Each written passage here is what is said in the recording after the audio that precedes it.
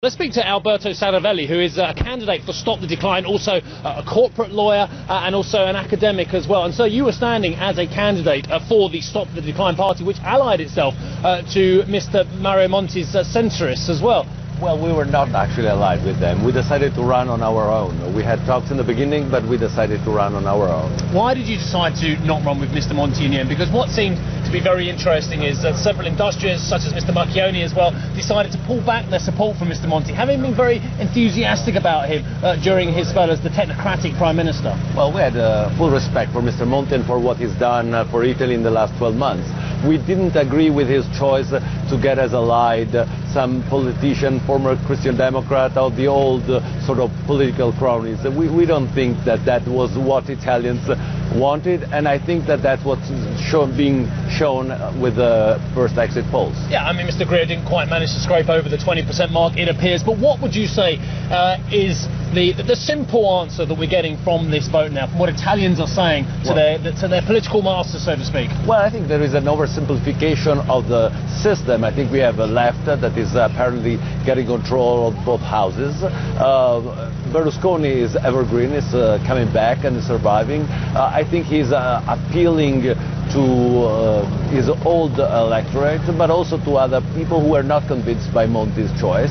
I think that Grillo is less than what we expected, and that is, I mean, we feared that Grillo would have started with a two-digit. Sure. So I think that would have been much more a problem, because it would have been a serious threat for the possibility to control parliament. We have bond yields which are coming down for the BTPs. We have markets, the MIB having its best day in over 5 months, with media said even rallying quite strongly. Quite ironic, really, isn't it?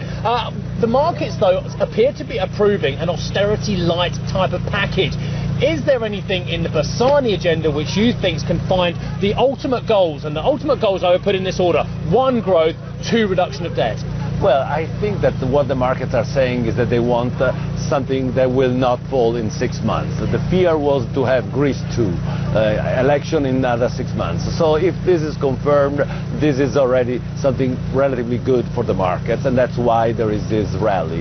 What I think needs to be done for Italy is not a soft austerity. I think we need structural reforms. We need to tackle with the public debt. We need to privatize. We need to have a more flexible labor market. We need to reduce tax and reduce expenses. What will Bersani do? I mean, that's the problem. How much will he be prisoner of the unions as far as the reforms? That is the question, and you know, that will be the future. So the question you're asking, and this is absolutely tantamount to the key here, is over the longer term, you are concerned with the appetite for real structural reforms when the paymasters of the centre-left are the unions, are the CGIL, are the SEL as part of that coalition as well, potentially. You don't think they're going to have the appetite? Well, I think that they are not strong enough to impose reforms. I think this has been a very bad electoral campaign. Everybody somehow lied to the public.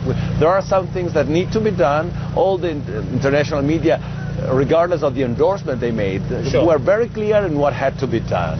And I don't think very few people really said what needs to be done. And we really need to tell Italians we need growth. The path to growth is pass through less taxes and reduction of the debt. Otherwise, we're not going to do it. So it's been a real pleasure speaking to you. I know you've got to race to Lenata and get on a plane down to Rome as well. Absolutely. So thank you very much indeed for finding the time to talk to me. Alberto Saravelli, who is a candidate for Stop the Decline grouping and also an eminent lawyer and academic here in Milan.